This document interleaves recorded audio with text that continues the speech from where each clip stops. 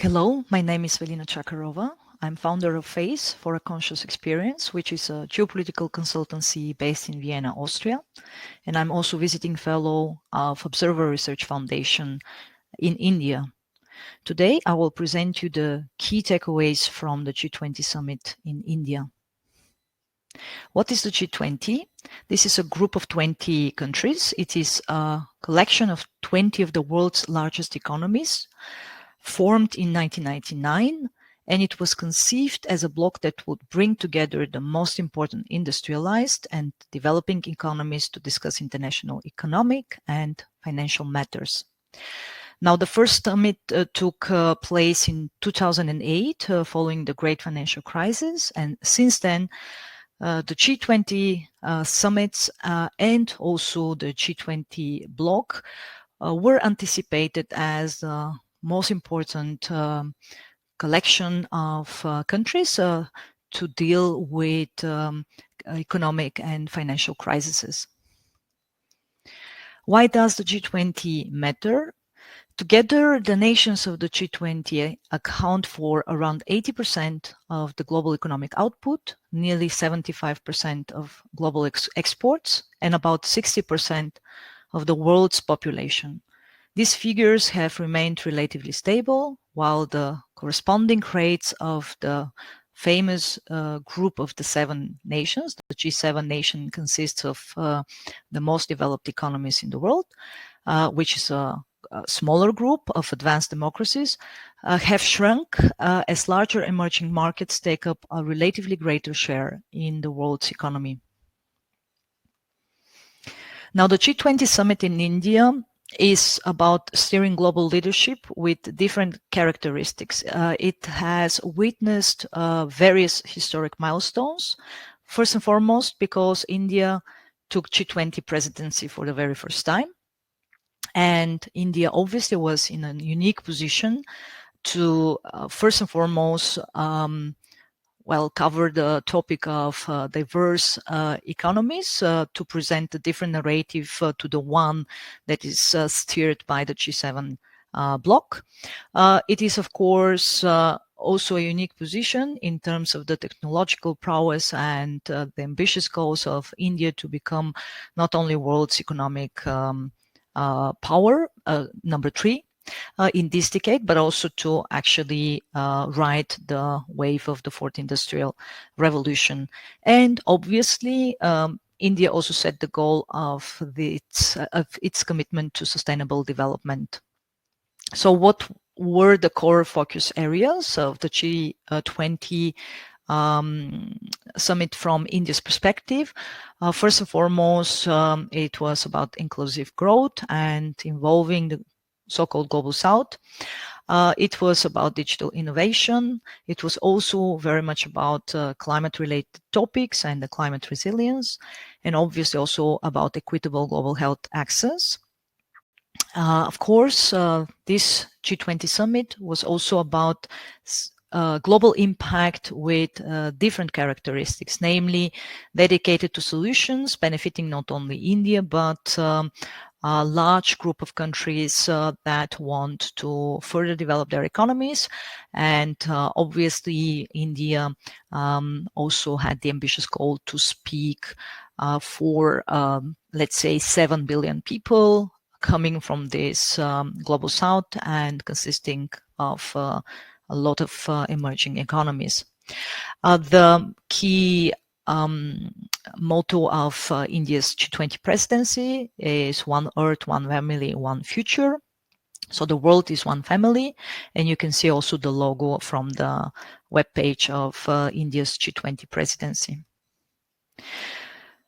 The first thing that was quite interesting as an observation in the world of geopolitics and geoeconomics is that India called itself Bharat during the G20 summit. There were, in fact, reports already prior to the beginning of the G20 summit. For instance, Reuters reported that invites sent by Indian President Draupadi Murmu, calling herself President of Bharat, for a dinner on the sidelines of the G20 summits have steered the certain speculations that the government may be about to change the country's name from India to Bharat. By convention, invitations issued by Indian constitutional bodies have always mentioned the name India when the text is in English and the name Bharat when the text is in Hindi.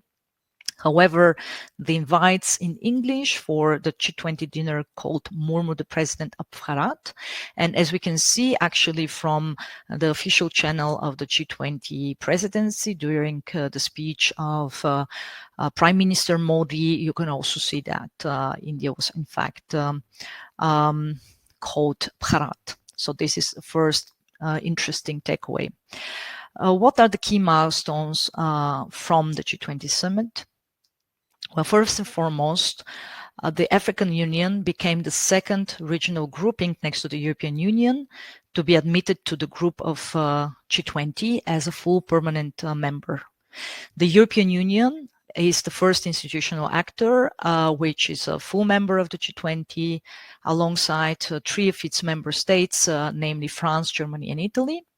So, of course, the acceptance of the African Union as a full-fledged permanent member is a powerful acknowledgement of the importance of its 55 members, and in general of the continent of 1 billion people. Also, India, in fact, has promised in advance, already ahead of the G20 summit, that it will speak for the global South. And indeed, it kept its promise. So in a sense, the inclusion of the African Union was a very, very big milestone in terms of India's ambitious geopolitical and geoeconomic goals. Now, another important takeaway, in fact, one of the most important ones, is that despite the opposition by China and Russia throughout the whole year, there have been numerous meetings between different ministers of the G20 countries, so there were different formats. And despite this opposition, India focused all its efforts on getting everyone on board during these meetings. And this ongoing process from the last whole year and even longer resulted in a joint declaration. So according to the G20 Sherpa of India, Amitabh Kant, the most complex part of the entire G20 process was to bring consensus on the geopolitical powers, of course, dedicated to Russia-Ukraine. Currently, there is a war going on in Ukraine that Russia launched on the 24th February of 2022. So this was done over 200 hours of non-stop negotiations, 300 bilateral meetings, and 15 drafts. So you can see also the immense effort on behalf of the Indian diplomacy and political leadership to, in fact, achieve this joint declaration. Now, the declaration of the G20 summit is a very ambitious document, which includes more than 80 paragraphs, and it is really, really comprehensive in terms of content, in terms of goals, and of course in terms of ambitious agenda for the future of this format. I have placed some of the key bullet points, some of the most important chapters on the slide for you to just get an idea. You can also see the cover page of the joint declaration, and you can already actually see that it has been a comprehensive work of many diplomats and bureaucrats to come up with this joint declaration. Now, of course, from a geopolitical point of view, the key takeaway, of course, was to get a text that also entails the ongoing war in Ukraine, and that is obviously not the strongest wording, but given the circumstances and given actually the expectations that because of the opposition of Russia and China, the likelihood of joint declaration was quite low ahead of the G20 summit. I would argue that these paragraphs that I've also attached to the slide that entails wording on the ongoing war in Ukraine are in fact key achievement for the Indian diplomacy. So let's take a look at some of the texts. Here we have, of course, the emphasis on the adherence to the UN Charter's purposes and principles. We also have obviously the recognition of the G20's role. The primary focus of G20 group is, as I said, the focus on economic cooperation, but it also acknowledges the significant economic consequences of geopolitical and security issues. There is also a paragraph entailing the economic impact, as we've seen from the last 18 months of ongoing war, that this war complicates also policy environments. It has cascading effects for the developing economies, specifically following the COVID-19 pandemic, and more specifically when it comes to commodities in the energy and food sector. There is a paragraph which appreciates the efforts of Turkey and the United Nations to, in fact, mediate and bring about the UN's Black Sea grain initiative between Ukraine and Russia, which, by the way, given the withdrawal of Russia from the 17th of July, has been put on hold once again. And once again, UK has tried with the efforts of the Turkish President Erdogan to steer a process of a relaunch, a possible relaunch of the Black Sea Grain Initiative. Here, of course, the main focus lies on the need for the implementation of this grain initiative for the sake of the developing countries, especially those in Africa, given their dependence on Russian and Ukrainian food commodities. So the importance of maintaining food and energy security is critical, and the very fact that they entail this is a big achievement. There is also a call to all states to adhere to international law principles, including territorial integrity, sovereignty, and peaceful resolution of conflicts. As we speak, Russia controls and has illegally occupied 18% of the Ukrainian territory since the launch of the war, next to the illegal annexation of Crimea from 2014. There is an important sentence entailed in the text of the declaration, which says the use or threat of use of nuclear weapons is inadmissible. And of course, it relates very much to Russia's nuclear blackmail since the beginning of the war, namely the threat of use of nuclear weapons, but also the threat of a nuclear catastrophe linked to the nuclear power plant in Zaporizhia.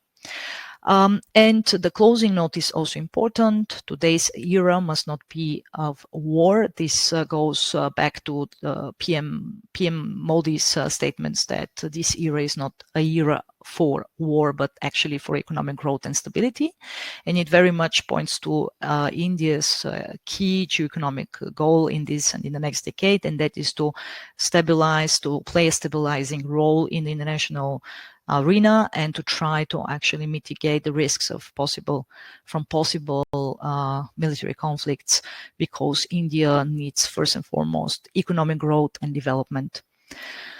Now, another important milestone at G20 Summit is linked to the launch of Connectivity Partnership, which is a transport, digital, and trade corridor between the United States and Europe on the one hand, and the Gulf region, specifically Saudi Arabia, UAE on the other, and the link of these two important regions with India. So we have a northern and eastern corridor as part of this newly launched connectivity, which is entailing on the one hand connectivity between India and the Gulf region, and on the other hand connectivity between the Gulf region and Europe.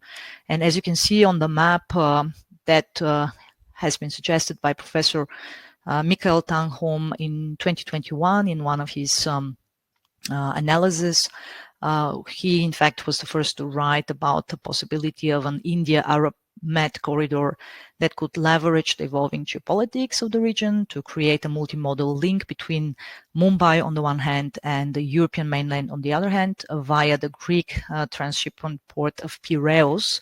And let me remind you that just recently there has been a very important visit by the Prime Minister Modi to Greece, which was also meant to discuss these geoeconomic realities.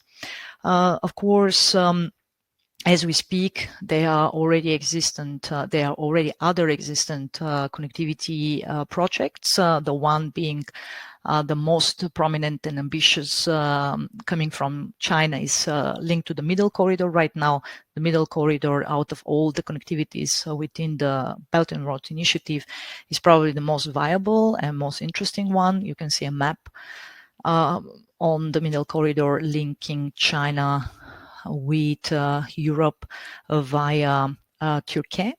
But there is also, of course, another interesting connectivity that is very important for India, and that is the international North-South transport corridor with Russia and Iran. You can see the map below, and the yellow line is in fact showing the international North-South transport corridor that has become operative, in fact, just recently following the launch of Russia's war against Ukraine and the growing need of connecting with Russia, given the international sanctions posed by the West and also the international isolation of Russia.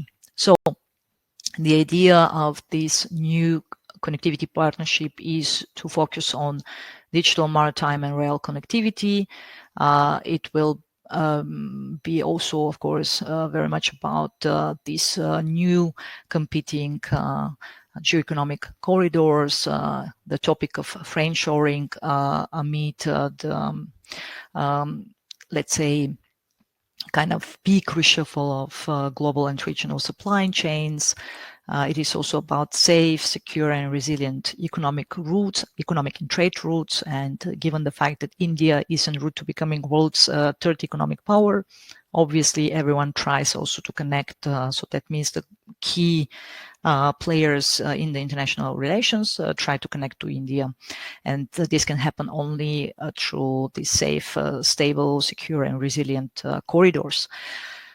It has also shown growing U.S. engagement with Saudi Arabia and UAE, given the most recent positive efforts by China to mediate between Saudi Arabia and Iran, the normalization process in the Gulf region between various neighbors, which is always very, very kind of positive news. In the world of geopolitics now, United States decided also to become more active. And one of the consequences is, in fact, this key milestone of the U.S. engagement with Saudi Arabia and UAE. Also, of course, the other positive development is the European Union's connectivity enhancement in the Global South, given the launch of the Global Gateway, which is the infrastructure initiative of the European Union as a response to China's BRI. It entails various funding projects that amount to 300 billion euro. Alone, 150 billion euro are dedicated to projects in Africa. So the rest of 150 billion euro will be more or less dedicated to other parts of the world. And given the launch of this connectivity partnership, I suppose that a lot of this funding will be also dedicated to the facilitation of this digital, maritime, and rail connectivity with the Gulf region and by extension with India. Now, another key milestone from the G20 Summit is the announcement and the launch of Biofuels Alliance. This alliance intends to expedite the global uptake of biofuels through facilitating technology advancements, intensifying utilization of sustainable biofuels, shaping robust standards setting and certification through the participation of wide spectrum of stakeholders. The United States and Brazil are two of the world's largest biofuels markets, and they are joining this India-led initiative of International Biofuels Alliance. The alliance will aim to boost the demand for the lower emission energy source. Brazil will host the next G20 Summit, so this is also very good step towards trying to deepen the relationship with the key partners that have joined this initiative. Among them are Singapore, Bangladesh, Italy, Argentina, Mauritius, and the UAE, together also with Brazil and United States. So this alliance intends to, as I said, expedite the global uptake of biofuels, and will also act as a central repository of knowledge and an expert hub. And obviously, India tries to position itself as a leading hub for green technologies and the green energy transition.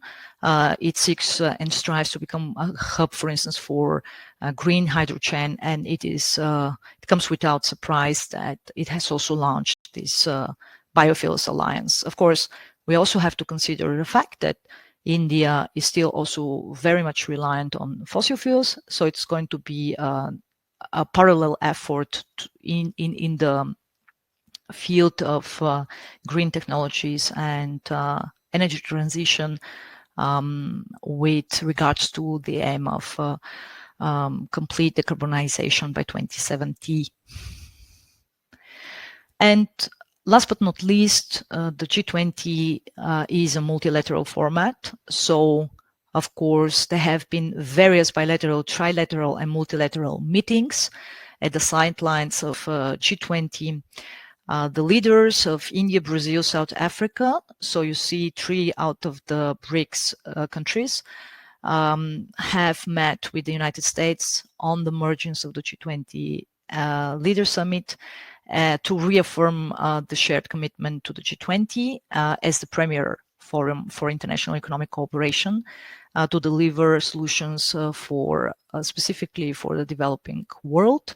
And as I said, Brazil will host the next G20 Summit. So this is a very important development. Also, given the fact that Putin has not traveled outside of Russia since the International Criminal Court issued a warrant for his arrest for war crimes in Ukraine. So he was absent. And he has sent the foreign minister, Sergei Lavrov, to take his place, but also China Premier Li Qiang took Xi Jinping's place. He also decided to not travel to the G20 summit, mostly because of the troubled relationship with India, not so much because of the current deteriorated relationship with the United States, I would argue.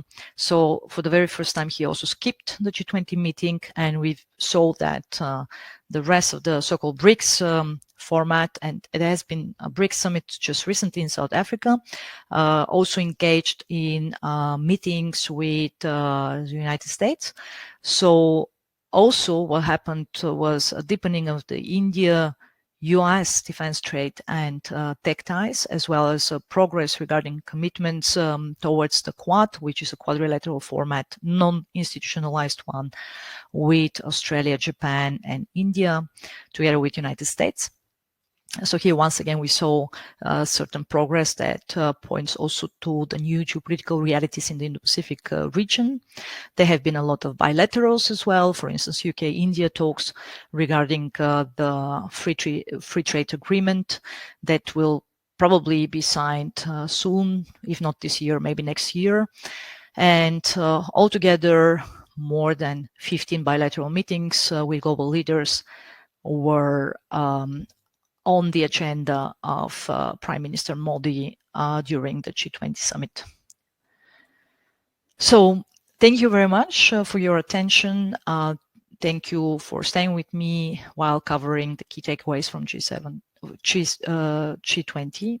And follow me on X under V. Chakarova. You can also check out my webpage for a conscious experience. You can subscribe to my free weekly geopolitical newsletter, and you can write me an email to office@vadinachakarova.com. Thank you, and bye-bye.